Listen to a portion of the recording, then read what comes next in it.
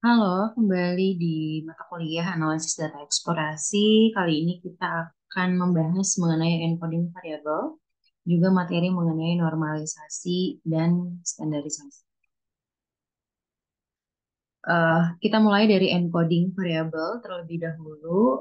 Apa itu encoding? Jadi encoding ini adalah proses pengkodean, ya. Biasanya dalam tahap preprocessing ini kita melakukan encoding terutama pada variabel kategori.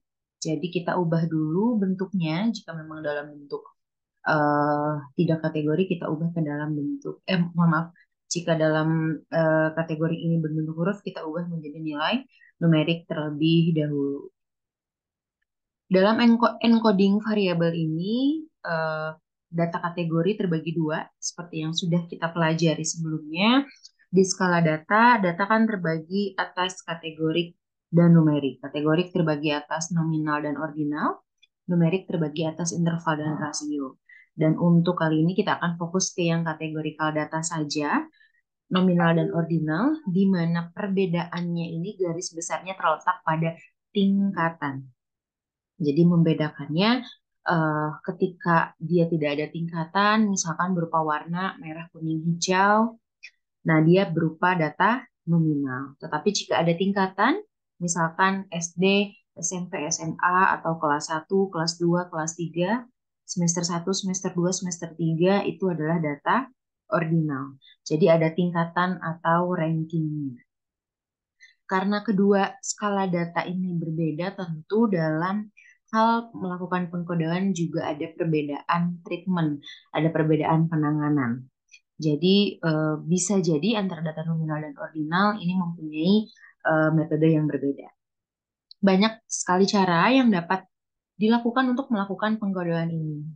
Ini yang saya sebutkan ada 18, tetapi yang akan kita bahas itu yang diberi tanda bold, ada one hot encoding, ada label, ada ordinal, ada frekuensi or count, dan lain-lain.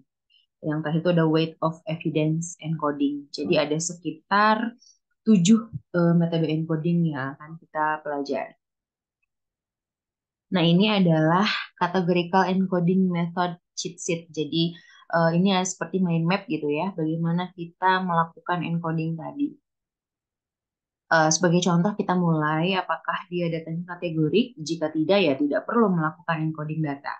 Jika iya, apakah datanya itu memiliki tingkatan? Jika ia memiliki tingkatan, maka masuk ke data ordinal. Jika tidak ada tingkatan, masuk ke data nominal. Data ordinal ini is interval data, jadi equal magnitude. Jadi di antara nilainya itu sama gitu ya perbedaannya. Nah, maka dia masuk ke ordinal atau label encoding. Jika tidak, use contrast encoders only if sure gitu. Jadi memang ini menjadi apa ya, menjadi mind map gitu ya, bagaimana setiap metode tersebut digunakan karena ada perbedaan-perbedaan. Nah, kita masuk ke metode pertama ini one hot encoding. One hot encoding ini menjadi salah satu metode yang banyak digunakan. Intinya adalah mengubah kategori yang dipunya ke dalam kolom-kolom. Jadi misalkan saya di sini punya kategori warna, ada merah, kuning, hijau. Ada 3 warna, tandanya akan ada 3 kolom baru yang berisi data 0 atau 1. Untuk warna merah, berarti tandanya di kolom merah diisikan 1, di kolom lain itu harus 0. Untuk kuning, berarti di kolom kuning itu harus berisi 1 dan kolom lain berisi 0, dan seterusnya. Untuk one hot encoding, kita akan punya kolom sebanyak kita punya kategori. Misalkan saya punyanya merah Mejiku Hibiniu, misalkan Mejiku Hibiniu, 7 warna. Tandanya kita akan punya 7 kolom. One hot encoding ini mirip-mirip dengan dummy encoding, ya. Eh, Bentuknya itu seperti sama, tetapi ada perbedaan mendasar sebetulnya, di mana dummy encoding ini kolomnya sebanyak n-1. Kalau one hot, ini kolomnya sebanyak n. Tadi Mejiku Hibiniu sebanyak 7. Ketika kita buat one hot, maka akan ada 7 kolom. Tetapi untuk dummy encoding, kita akan punya 7 min 1 kolom. Artinya kita akan punya 6 kolom. Perbedaannya apa? Untuk yang merah misalkan, untuk one hot itu adalah 100, merah kuning hijau. Untuk dummy kita cukup 10 saja. Tetapi nanti di yang terakhir, warna terakhir, misalkan di hijau, itu akan berisi nilai yang sama. Antara 00 atau 11. Sebagai contoh, kita lihat lagi di sini. Jadi saya punya 3 kategori A, B, C. Kalau untuk one hot itu 100, kode daminya 10. Ya, kalau untuk yang 010 itu daminya 01. Kalau untuk 001 daminya 0, cukup 00 saja. Jadi memang perbedaannya mendasarnya di jumlah jumlah kolomnya saja. Kalau kita lihat secara visual tanpa disebutkan dia dummy ataupun one hot, harus betul-betul diteliti ya, cermat cermat melihat apakah dia one hot encoding atau dummy encoding. Tentu setiap metode akan punya kekurangan dan kelebihan ya. Untuk one hot sendiri, dia akan punya kekurangan di dimensi. Artinya ketika kategorinya ini banyak, misalkan tadi Magic Hibiniu ada 7, tandanya kita akan punya 7 kolom. Dimensi yang lumayan besar ya, apalagi kalau misalkan data-data real gitu ya, data-data misalkan menggunakan data perusahaan atau data-data besar gitu ya, big data, kolomnya kategorinya banyak. Misalkan ada 20 kategori, maka kita akan punya 20 kolom. Artinya kita akan punya dimensi yang besar ya, data dengan dimensi besar. Tentu ini adalah menjadi salah satu kekurangan dari one hot dan dummy encoding. Kelebihannya tentu ini mudah diaplikasikan ya, dummy dan juga one hot, artinya untuk melakukan pengkodeannya tidak sulit ya, pengaplikasiannya mudah. Selanjutnya ada label encoding. Label encoding ini sebetulnya bersanding atau sama saja dengan ordinal encoding. Bedanya kalau label ini untuk nominal, kalau nanti ordinal encoding ini untuk data ordinal. Tapi konsepnya sama, yaitu memberikan nomor. Misalkan di sini ada suhu, dingin, panas, hangat, sangat panas. Tidak ada tingkatan di sini ya, karena dingin ke panas, ke hangat, ke sangat panas ini bukan tingkatan. Kemudian diberikan dingin kodenya 0, panas kodenya 1, hangat kodenya 2, sangat panas kodenya 3. Tidak ada tingkatan sama sekali, ini termasuk ke dalam label encoding untuk data yang numerik. Ya, jadi 012 ini bukan menandakan peringkat atau panas ini lebih baik dari dingin atau hangat ini lebih baik dari panas dan dingin, tidak, tetapi hanya diberikan nomor saja gitu ya. Kelebihannya ya ini mudah diaplikasikan, tetapi juga nanti dapat menyebabkan overfitting ya. Nah, ini untuk ordinal konsepnya sama, diberikan nomor tetapi dengan tingkatan. Kalau yang sebelumnya label diberikan nomor tetapi tidak ada tingkatan, kalau sekarang ordinal diberikan nomor tetapi ada tingkatan. Syaratnya ya harus diberikan berdasarkan kepentingannya. Misalkan dari SMA, D3, S1, S2, S3 nomornya tidak boleh acak. SMA misalkan 1, S3 nomornya 2 itu tidak boleh. Artinya harus terurut. Dari SMA ke D3 dulu, ke S1 dulu, S2 dulu, baru S3. 1, 2, 3, 4, 5. Nomornya tidak boleh acak. Jadi pengkodeannya ini harus mencerminkan urutan. Misalkan semester 1, semester 2, semester 3 diurutkan. Itu juga tidak boleh acak karena termasuk urutan. Jadi secara konsep ini ordinal encoding dengan label ya sama ya, diberikan label saja, hanya perbedaannya tadi. Kalau label untuk data nominal, kalau ordinal encoding ya untuk data ordinal. Selanjutnya, ini adalah salah satu solusi encoding untuk mengurangi dimensi dari one hot atau dummy ya. Jadi namanya binary encoding. Sama, yaitu diberikan angka 0 dan 1. Bedanya di mana? Jadi binary encoding ini merupakan mengubahnya ke digit biner, dan setiap digit biner membuat satu kolom variabel. Nah, di sini menggunakan rumusnya log basis 2 pangkat n. Jadi di sini perhatikan dalam value, di sini ada 2 pangkat 0, ini 1, 2 pangkat 1 ini 2, 2 pangkat 2 ini 4. pangkat dalam dua ini menandakan banyaknya variabelnya. Jadi banyak biner yang digunakannya berapa banyak gitu ya. Ini angka 1, 2, 4, 8 ini digunakan untuk banyaknya kategori yang kita punya. Misalkan saya punya 4 kategori. Merah, kuning, hijau, biru. Ya, saya punya 4 kategori. Lihat di sini, 4 ini dihasilkan dari 2 pangkat 2. Artinya saya bisa mewakili 4 kategori dengan 2 variabel. Dibuat 00, 01, 10, dan 11. Misalkan lagi saya punya 8 kategori. Maka 8 kategori saya lihat di sini. Ini 2 pangkat 3. Artinya bisa menggunakan 3 digit biner. Dimulai dari 000, 001, terus disusun sampai 111. Bagaimana misalkan untuk angka yang tidak ada di sini, misalkan 6. 6 ini kan lebih dari 4 ya, di atas 4, di bawah 8. Artinya tarik ke atas, kita gunakan di 8 kategori. Ya, jadi sama-sama menggunakan 3 digit biner. Nah, misalkan di sini 100 kategori, one hot encoding akan memiliki 100 variabel. Sedangkan untuk biner, coba kita lihat, 100 ini ya dekat dengan 128 ya. Di atas 64 ya berarti di 2 pangkat 7, artinya kita membutuhkan 7 digit biner. 0, 0, 0, 0, 0, 0, 0, 0 gitu ya. 0, 0, 0, 0, 0, 0, 1 gitu. Terus dibuat sampai 1, 1, 1, 1, 1, 1, 1 gitu. Jadi ini untuk binary encoding tadi. Kelebihannya tadi untuk mengurangi dimensi di mana kita bisa melihat eh, untuk 100 untuk 100 kategori saja yang maksimal di 7 digit biner, tidak sampai 10 digit biner. Kategori ya, let's say misalkan kalau kita punya variabel ya biasanya kategorinya sekitar 4 atau 6 gitu ya. Ini masih bisa diwakilkan dengan digit biner yang simpel, 2 digit atau 3 digit biner. Nah, ini untuk binary encoding. Sebagai contoh, di sini ada warna. Jadi pertama-tama dikonversi ke urutan numerik, mulai dari 1 sampai urutan yang terakhir. Saya punya merah, hijau, kuning, biru, ungu, coklat. Saya punya 6, maka di sini saya akan urutkan 1 sampai 6.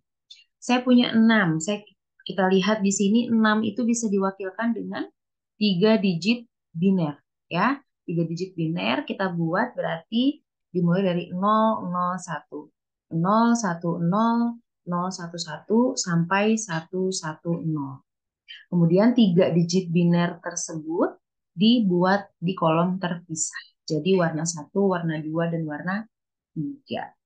Nah, itu untuk binary encoding. Lebih simpel ya hasilnya dibanding one hot dan juga dummy encoding. Nah, sekarang min encoding atau target encoding. Jadi min encoding ini memperhitungkan jumlah label dengan variabel target untuk mengkodekan label menjadi nilai yang dapat dipahami. Dalam min encoding ini kita membutuhkan variabel lain, yaitu variabel sandarannya adalah variabel targetnya tadi. Ya, targetnya dalam bentuk biner biasanya 1 dan 0. Di sini sebagai contoh ya langkahnya. Pertama ini misalkan saya punya variabel yang punya kategori suhu. Ada hot, cold, very hot sama warm. Nah, di sini akan bersandar kepada variabel target. Di sini coba kita lihat step 1 ini sum of target. Artinya kita lihat di sini yang cold dan targetnya bernilai 1 ini ada berapa? Coldnya ada 1, kemudian di sini juga 1, coldnya menjadi sum of targetnya 2. Untuk yang hot, hot di sini ada 1, 2, 3, 4. Ada 4, tapi kita lihat targetnya. Hot target 1, 1. Ini hotnya 1, tapi ini hot dengan 0 tidak kita hitung. Hot dengan 1 kita hitung. Kita punya 3 hot ya. Di sini sum of target dari hot sebanyak 3. Hal yang sama dilakukan untuk yang very hot dan juga warm. Untuk step 2, ini bedanya count of target. Artinya ya berapa banyak tadi disebutkan temperaturnya. Yang hot ini ada 1, 2, 3, 4 ya, dituliskan 4. Ini yang cold ada 1, ada 2, dituliskan 2. Begitupun untuk yang very hot dan juga warm. Selanjutnya adalah membagi antara step 1 dibagi step 2. Jadi cold yang dari step 1 dibagi cold dibagi step 2. 2 bagi 2, 1. Hot dari step 1 dibagi hot dari step 2. 3 dibagi 4, 0,75. Ya, very hot dan juga warm sama caranya. Maka hasil dari min-nya ini menjadi angka baru yang dapat digunakan untuk mengganti untuk mengganti temperaturnya tadi.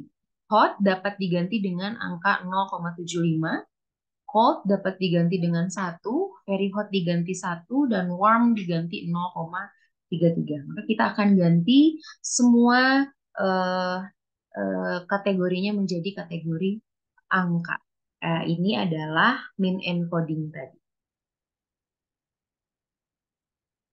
Kelebihannya langsung dapat diimplementasikan, kemudian juga tidak memperluas ruang variabel, artinya kalau kita punya satu kolom beberapa kategori, hasilnya juga tetap satu kolom dan punya beberapa kategori, tidak menjadi beberapa kolom seperti digit-digit. Kemudian kekurangannya yang jelas terlihat nanti, kemungkinan hilangnya nilai jika dua kategori itu punya nilai rata-rata yang sama. Misalkan tadi hot rata-ratanya 1, cold rata-ratanya 1. Ketika kita inputkan baru, maka hot dan cold itu menjadi 1, artinya menjadi satu kategori yang sama. Nah, ini harus diperhatikan baik-baik bahwa ketika kita melakukan min encoding ini, semua kategorinya harus menghasilkan nilai yang berbeda. Selanjutnya, uh, weight of evidence encoding. Weight of evidence ini mengukur kekuatan satu teknik pengelompokan untuk memisahkan yang baik dan buruk. Jadi pembobotan ya, untuk mengukur seberapa banyak bukti mendukung atau melemahkan hipotesisnya. Nah, weight of evidence akan menjadi 0 jika proporsi goods dibagi proporsi bads-nya adalah 1. Jika proporsi bads lebih besar dari goods, maka rasio odd-nya akan kurang dari 1 dan WOE-nya pun akan kurang dari 0. Jika proporsi goods lebih besar dari proporsi bads, nah rasio odds-nya akan lebih dari 1 dan WOE-nya akan lebih dari 0. Ini cara menghitungnya masih menggunakan data yang tadi kita gunakan di min encoding atau target encoding. Kita mendapatkan nilai min-nya. Nilai min ini akan menjadi nilai good-nya. Ya, tadi cold nilainya 1, hot nilainya 0,75, very hot 1, dan warm ini nilainya 0,3. Untuk bad, kita dapatkan dari 1 dikurangi good. Ya, 1 kurangi good didapatkan angka untuk yang bad. Angka di dalam bed ini tidak boleh ada angka 0 karena akan menjadi pembagi. Ya, maka nilai bed ini harus ditambahkan angka di akhir digit supaya dapat dibagikan. Maka good menggunakan rumus ln distribution good dibagi distribution bad dikali 100 didapatkan nilai WOE. Untuk cold nilainya 690,7. Untuk hot nilainya 109,8.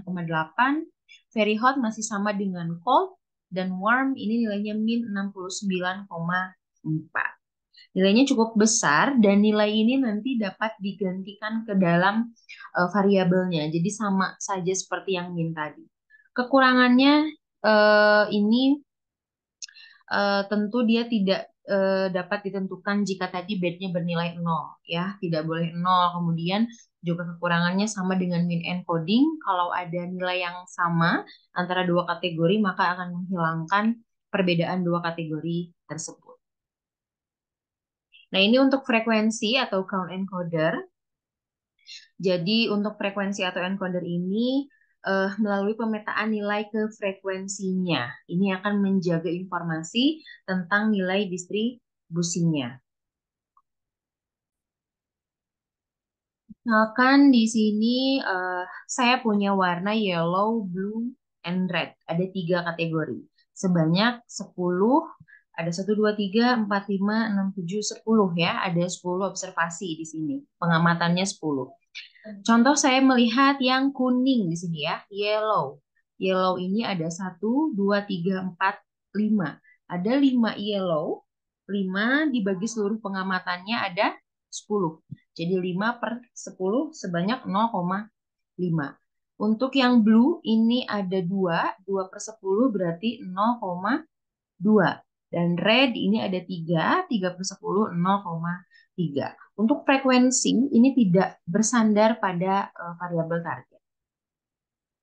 Jadi dia dapat berdiri sendiri.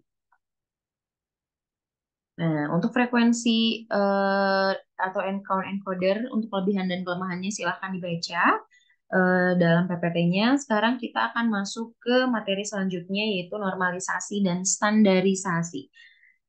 Kita jelaskan dulu kapan sih menggunakan normalisasi atau standarisasi. Jika satuan data yang kita punya itu berbeda jauh. Misalkan saya punya data persentase kehadiran dan data jumlah SPP atau tagihan SPP misalnya. Tagihan SPP pasti nilainya dalam bentuk juta. Sedangkan persentase dalam bentuk 0, bayangkan ketika kita mau membuat kita mau membuat box plot aja misalnya, pasti yang satu box plotnya hanya titik saja. Kenapa? Karena skalanya berbeda jauh. Ya, ketika eh, kita mempunyai data yang skalanya berbeda jauh, kita dapat melakukan standarisasi data terlebih dahulu atau normalisasi data terlebih dahulu. Jadi itu salah satu kegunaan dari normalisasi dan standarisasi. Bedanya di mana? Untuk normalisasi ini mengubah nilai data dalam nilainya kisaran 0 sampai 1. Ya, jadi normalisasi ini nilainya tidak akan negatif, nilainya pasti positif, nilainya 0 sampai 1. Kalau standarisasi, ini mengubah data, diubah rata-ratanya menjadi 0 dan standar deviasinya 1. Jadi jangan sampai tertukar, kalau normalisasi mah nilainya diubah menjadi nilai positif 0 sampai 1. Kalau standarisasi diubah datanya sampai dia memiliki rata-ratanya 0, jadi terpusat dan standar deviasinya 1. Nah, di sini normalisasi dan standarisasi tidak ada rumus khusus bahwa data A harus dilakukan normalisasi, data B standarisasi, tetapi memang tergantung pada implementasinya saja. Jadi tergantung pada kebutuhannya saja. Tidak ada aturan baku harus memakai yang mana gitu ya. Dua-duanya dapat menjadi opsi. Nah, ini perbedaannya tadi antara normalisasi dan standarisasi. Nah, ini untuk rumus normalisasi. Tadi normalisasi ini mengubah nilainya antara 0 dan 1. Ya, rumusnya ini amatannya dikurangi minimum dibagi maksimum yang dikurangi minimum. Disebut juga min-max scaling atau skala min-max gitu ya. Untuk standarisasi, kasus penggunaan normalisasi ini tadi memang tidak bisa ditentukan ya, dia harus normalisasi atau standarisasi. Ini tergantung kebutuhan, misalkan kita butuh angka positif ya dapat dilakukan normalisasi. Nah, untuk standarisasi ini mengubah rata-ratanya menjadi 1 dan rata-ratanya 0 dan standar deviasinya menjadi 1. Nah, di sini untuk standarisasi nilainya mungkin untuk bernilai negatif ya, dan biasanya standarisasi memang lebih sering digunakan dalam melakukan apa ya, persamaan tadi satuan data ketika berbeda jauh biasanya yang dipilih adalah standarisasi. Nah, ini sebagai contoh, ini data asli. Setelah dinormalisasikan, dia berkumpul lebih kecil ya, range-nya sampai 1 saja. Untuk yang standarisasi, dia datanya memang jadi lebih terpusat, rata-ratanya di tengah 0 dengan ada nilai positif dan juga negatifnya. Tapi perlu diingat bahwa normalisasi dan standarisasi ini tidak akan mengubah bentuk sebarannya. Jadi bentuk sebarannya mah sama gitu ya. Untuk titik-titiknya itu sama posisinya. Bedanya di mana? Ini seperti kita zoom out gitu ya. Kalau kita perhatikan data pertama, ini salary itu sekitar 60.000 sampai 120.000 ya skalanya.